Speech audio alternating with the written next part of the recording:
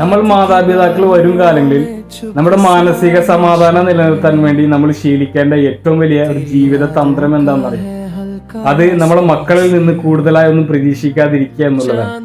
നമ്മൾ മക്കൾക്ക് നല്ല വിദ്യാഭ്യാസം നൽകുക, നല്ല സംസ്കാരമുള്ള കുട്ടികളാക്കി മാറ്റുക, സുരക്ഷിതമായ നല്ല ഭാവി ഒരുക്കുക.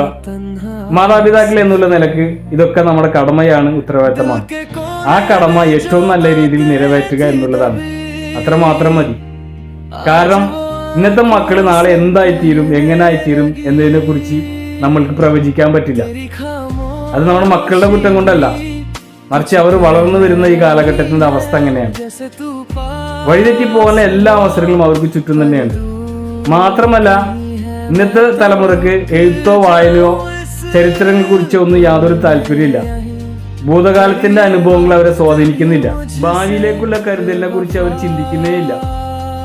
അവർ കാണാനും കേൾക്കാനും ആഗ്രഹിക്കുന്നത് നൽകാൻ വേണ്ടി സോഷ്യൽ മീഡിയ അവരുടെ കൈവെള്ളയിൽ തന്നെ ഉണ്ട്. സൈബർ ലോകത്തെ സൗഹൃദങ്ങളും ശീലങ്ങളും അവരെ മറ്റുള്ളവരിൽ നിന്ന് അകറ്റി നിർത്തും. സാമൂഹ്യ ജീവി എന്നതിൽ നിന്ന് സൈബർ ജീവിയെ അവർ മാറും.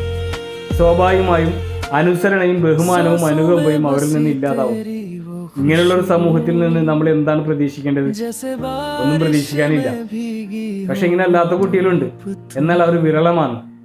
എന്താ ശരിയല്ലേ? എന്നാലും